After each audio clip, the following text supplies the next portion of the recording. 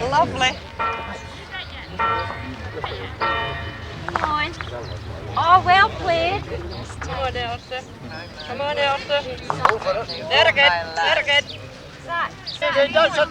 Oh! Come on then, come on.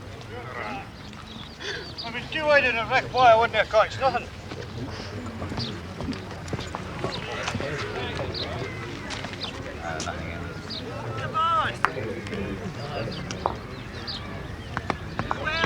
Sanquhar Bowling Club in Burns Country, north of Dumfries. There, John, there's your pint, and talk about bowling, you could play nothing. In the very active world of bowling in Scotland, a name to savour. This summer, an STV film crew visited the old parish to take in the centennial bowling tournament, and we also saw some of the different faces of a former mining town that's still going through the painful experience of industrial diversification and a fall in status from royal borough to part of a mere district under local government reform. Sanquhar, and many towns like it in Scotland, is having to fight to survive and to preserve its sense of community, something that seems very much alive at the bowling club. It's hereditary, been a club of over 100 years standing. Next, I would say, is the friendly spirit that's played in the game amongst the members, and the conscientious way they play the game, with seriousness, competitively, and with earnestly. And the fact that bowlers don't reign long at the top, they change every year, so much so that there's not a reigning champion. And the underdog can, at various intervals, beat the big man. And they keep playing in that spirit. So you haven't got any Jack Nicklauses or superstars? Oh, very much we have that, no. They all change.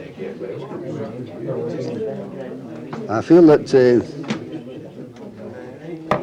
in the rural community here, with the absence of various activities in the built-up areas, such as greyhounds, horse racings and so forth, we have the fishing, the bowling, these are the things that people live in this community.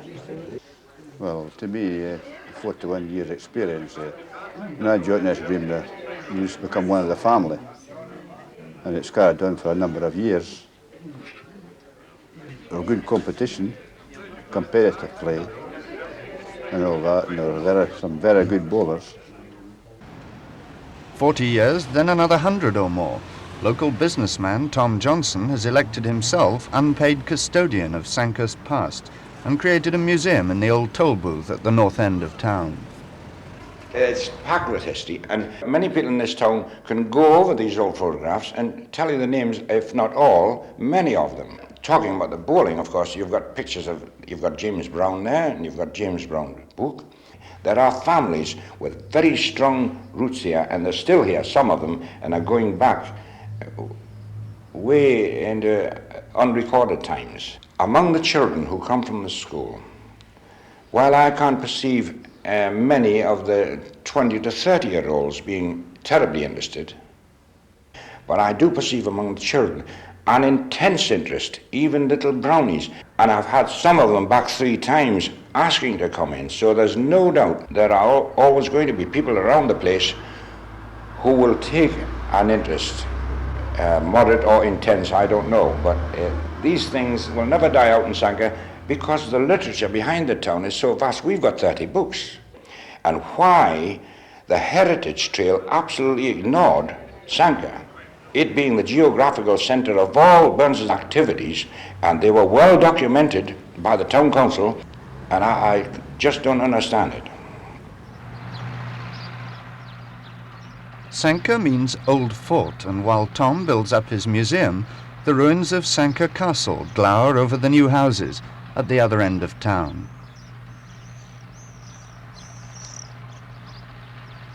Sanquhar is changing, and the custodians of current affairs, including the bowling coverage, are local newspaper owner Graham McMurdo and his editor, schoolteacher Ian Clark.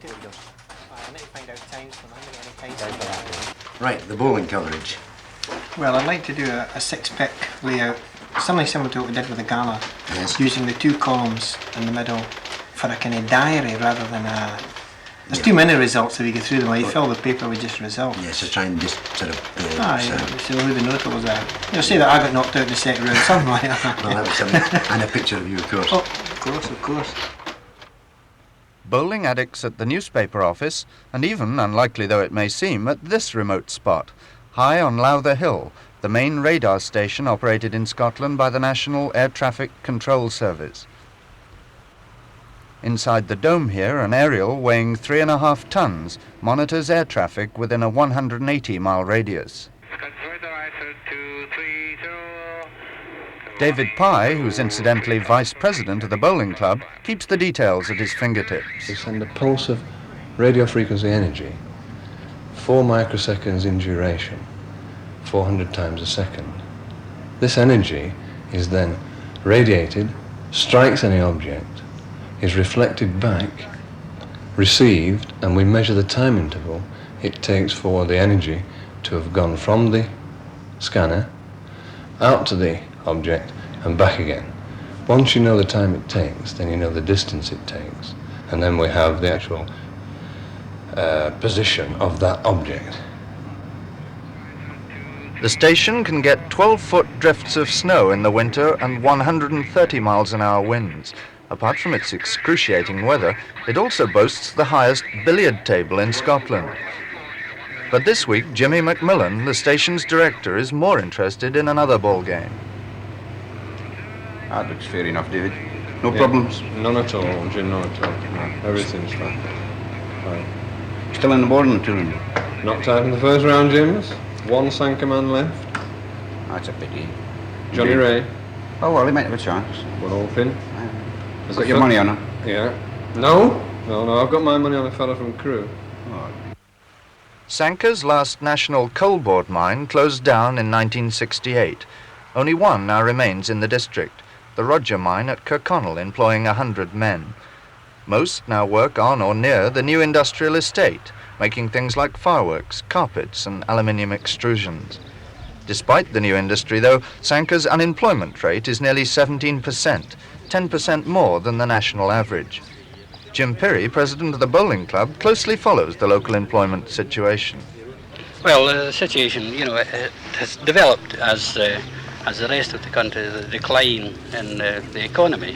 And not many jobs coming up locally, Jim, because at the Unemployment Benefit Office here in Sanquhar, there seem to be about 20 jobs on show, but none of them were for anywhere near this area. Well, basically, apart from the factories, there's not many other types of job here. Farming to a lesser extent, and very few shops even. Difficult for men who've spent most of their working lives underground to adjust to new technology on the surface. Some of them don't, getting up shortly after 5 in the morning to travel 20 miles to the airship pits. But many of the younger men surfaced to work here at Century Aluminium, one of the companies that started the industrial estate 7 years ago and now employs nearly 300 men. David Alford is its managing director, and I asked him how the community had taken to new management methods. The new ways of doing things, in fact, middle management are almost entirely made up of local people. And they, in fact, are of high caliber. And so it wasn't anything imposed, anything extraordinary imposed upon the middle management. They, in fact, imposed it on the people who are at the lower staff levels. And just along the road, a carpet factory that nearly died. Set up by American management in 1969, it was taken over 18 months ago by Douglas Shand, who manages the Acuriacos racing team in his spare time. Colin Wilkinson, the company's production manager then and now, explains where he thinks the Americans went wrong. Well, I would say in a couple of places. One, they really hit us with management charges from the States, so much so that it made it well nigh impossible to make a reasonable profit. And two, I would say that they tried to sell a product at the wrong price into the wrong places. If they'd taken a little more thought over it and put a reasonable price and got themselves a reasonable profit, there was no reason at all why this particular factory shouldn't have made a bomb. One thing that helps industrialists set up and survive in Sanquhar is the area's special development status. Mr. Shand welcomes this government help, but doesn't think it goes quite far enough. I feel very strongly about it. The government, although they've been extremely helpful to me, in fact without the Scottish office we couldn't survive here, but certainly with more help from the government I'm quite sure I could absorb quite a lot of the labour force here. Douglas Shand wrestles with the problems of getting bigger and the inhibitions of cash flow while the orders flood in from Europe. Up on the hill overlooking his concerns is an enterprise that's one answer to the problems of cash flow and expansion: stay small. David Thompson, perhaps Scotland's most successful independent mine owner, never did care for big organisations. With just 12 men on the payroll, there's no room for office politics, and he admits it was the office politics of the coal board, the pressure on colliery managers like himself, that drove him out of the NCB. How's things, John? Oh, very good. What's wrong? Belts on the logo. Is it heavy loaded, John? Yeah, I know about it. What about this new job? This is the Lady Anne mine, named after David's wife, because one thing David believes in is keeping things in the family, and a production of 85 tons a week keeps the Thompson family quite happy. Well, Andrew, I think that's another major step in that area, son. Mr. Thompson, can I interrupt you for a moment? Can you tell me, how was it that you came to start up on your own? Well, son Andrew, a very good answer to that question. To get out of the rat race. That's it in a nutshell. Now, we've always been an enterprising family, make things better. I think that's it in a nutshell, to make things better. Then if I was to do things your own way as well? Well, I'm not petty in any way. I'm always prepared to listen to other folk. If we can help them, then we help them too. Now, you were a colliery manager yourself, working within the confines of the coal board for quite some time. What is it that you like now about being independent? Oh, being boss. Being the boss. That's what I like. Getting things done the way I want them. Picking your own team, a team that you can depend on. A team that is, on the whole, loyal to you. They have something to work for. Lady Anne mine is named after your wife. What part does she play in the business? Well, I said at one time, or earlier on today, I was boss, but she's the finest girl in the world. More ways than one. She's company secretary, she does that job. She's a cook. All qualifications that have really got to be tasted. Appropriately enough, it's Andrew, the Thompsons' 23-year-old son, who has the lonely job of pinpointing the best location for a new generation of Thompson mine to replace the Lady Anne. West of Kirkconnell, high on Polmuir Hill, he operates a drilling rig which drives 200 feet down through the marshy ground and comes up with core samples for analysis. Andrew's covered 43 locations on the hill in the past 12 months, and there'll be many more months of solitary work until the best location's been found for the new mine shaft. And not very far across the hills, with the future being taken care of, Andrew's father takes out a young neighbour on a leisurely rough shoot. This is quite a scene. Yes, lovely, huh? You wouldn't think you were just 3 or 4 miles from Kirkconnell here. Wouldn't it? Yeah. Tell me about the bit you shoot on. Well, we have the river. This side is Forestry Commission. Lovely, isn't it? What would you expect to get in a day like today? Oh, precious little. It's such a nice day. Everything's lying low and everything else. But it isn't the shooting you're after then? no, look at the piece you have up here. Listen. Let's go and find it. Come on, Eric. What is it that you like about this part of the country, David? Oh, it's lovely. Let's say it again. Really lovely. Quiet. Listen, can you hear the water? Rippling. Makes you wonder, had they much bother writing that song by a babbling brook, by a shady nook. How often do you come up here then? Oh, fairly often. When you want to get away from it, give us a wee bit of time to think and what have we got today? Look at this sun. What kind of thing could we be looking for today? I'd like to see a fox. Oh, one in the glen here. I've watched them. It kens the countryside an awful lot better than we're talking it. Because rough shooting in the old days was very much more a serious affair in a way, wasn't Well, when it was bread and butter in the days, if you went out with 5 cartridges and there wasn't 5 hits, it was an interrogation as to why you missed. You get lectures, so that the next time you was out, you hit every time.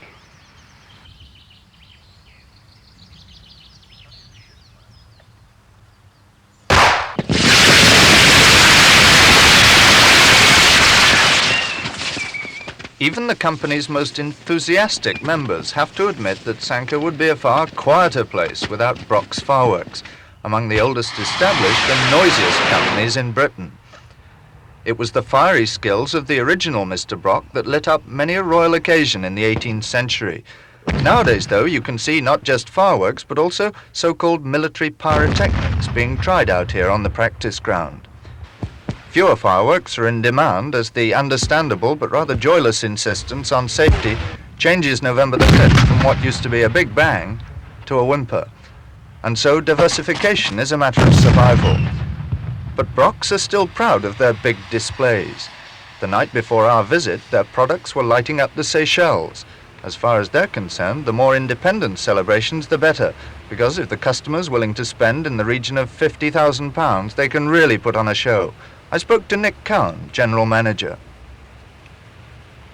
Well, the main difference for each independence is the satisfaction of our customer to highlight that country's requirements, their national colours, their traditional flag, their mottos and word pieces, or their president's head.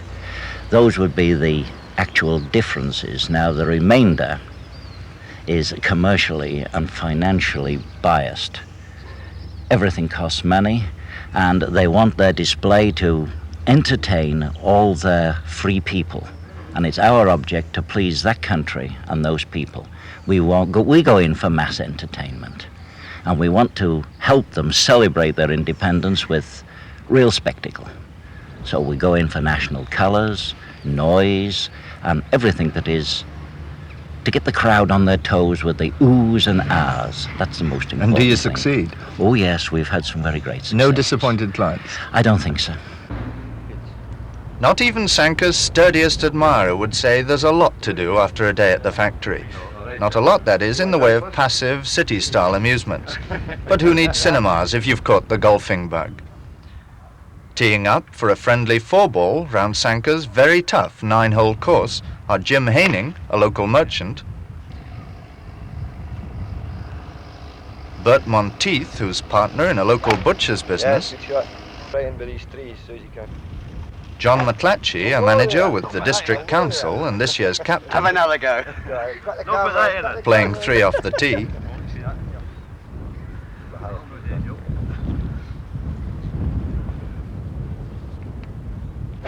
Yes. and Dennis White, who works in a local store. And the way Jim sees it, they're not at all envious of the folk in the cities. Sanquhar born and bred, and I'm proud of it. I've been in business in the area for quite a good number of years, and they're a great class of people. They're all very friendly, everybody talks to one another, and I mean, if somebody's ill next door, etc., somebody's in looking after them and all this sort of thing. And you know, they make everybody welcome. You probably found that yourself this week. You know, we take a day up to Glasgow, even a night up to football match. It's rushing, traffic, people, no pleasure whatsoever. You can come down here, stroll along at your leisure, out, walk through the beautiful countryside, listen to the birds singing. I think they're missing something with being in the city and not staying in the country.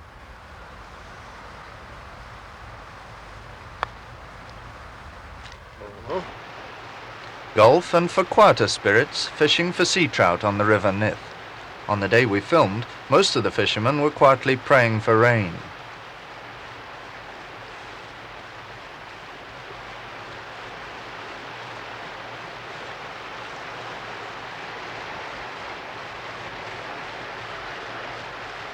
No doubt the famous Admiral Crichton, who came down to this same river, could have penned some dazzling epithet about the quality of patience that fishermen need. Born here at nearby Eliach House in 1560, Crichton combined the good looks of young Lochinvar, the memory of an IBM computer, the modesty of Muhammad Ali, and the swordsmanship of Errol Flynn. The style of Sanquhar's most famous son was to range around the cities of Europe, debating scholars into speechlessness and pinning the rogues to the wall with his flashing sword. Perhaps too clever by half, he was eventually murdered in Italy at the age of just 21. It was 16 years later that his hometown was made a royal borough by James VI. Until recently, Sanquhar had a provost, 2 bailies, 6 councillors and a town clerk, all now gone under local government reorganisation. Councillor Matthew Mackenzie is their sole replacement as both district and regional councillor. Is he aware that some of the locals think this is just too much for one man? Oh, I'm quite well aware of it. Oh, yes. And I've never found anybody really that was in favour of local government reform, but it just happened. Very much like this raising the school leaving age. Nobody wanted that, and it yet happened. And I just wonder if we really have a democracy. Because when people don't want things, they still take place. I don't know why. And as far as the local people are concerned, there's no doubt about it. They must feel remote, more remote than they were before.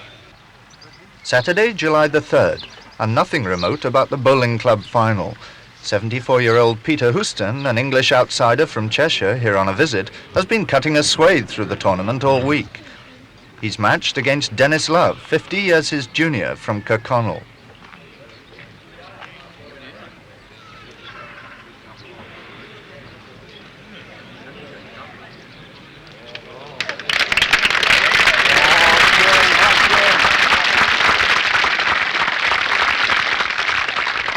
But Dennis swaggers on to win, and local pride, not Sanquhar pride, but near enough, remains intact. What is it that makes an outstanding bowler, do you think? Temperament's a lot to do with it, like, isn't it? Concentration. Knowing the rules of the game. Play to the rules all the time and competitive play. That brings out the bowler. If you're going to be a good player and you concentrate on these things, you will be a good bowler. And lots of practice? Yeah, lots of practice. Plenty of practice. The same in kind of golf. You see a man playing golf, concentrating on 4 strokes, par 4 or a par 3. The bowlers just get 4 balls. You're playing single-handed competition. You can concentrate on each ball or each stroke you talk about. There's very few clubs in the south of Scotland, and indeed any part of Scotland, that attracts people from a wider range of bowling clubs than what Sanquhar does.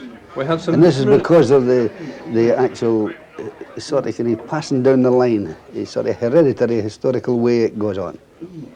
And they always want to come and beat somebody from Sanquhar. Dennis, how do you feel about the win? Oh, great. Yeah? Over the moon. Over the moon. Everyone thought that fella from Cheshire was really going to creep up on you there. Well, you see, the English are not as good as the Scots, you see. Well, David, your predictions didn't really turn out quite the way you thought, did they? I've lost a fiver. Fiver? You lost £1 to me. I've lost £1 to you and £4 to 4 other people. And to present the first prize, which is a voucher for a holiday, Mr. Sean, please.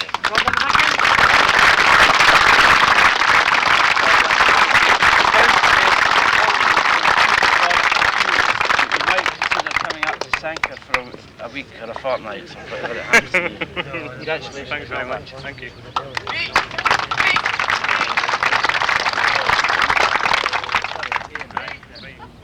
The end of a tournament now 100 years old, held in a town whose men all once went down the mines.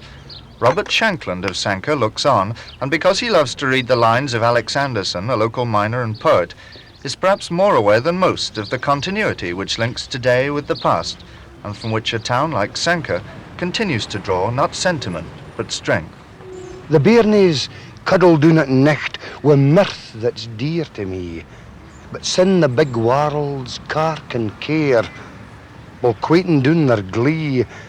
Yet come what will to ilka yin, may he that reigns abin aye whisper, though their pows be bald. O bairnies, cuddle doon.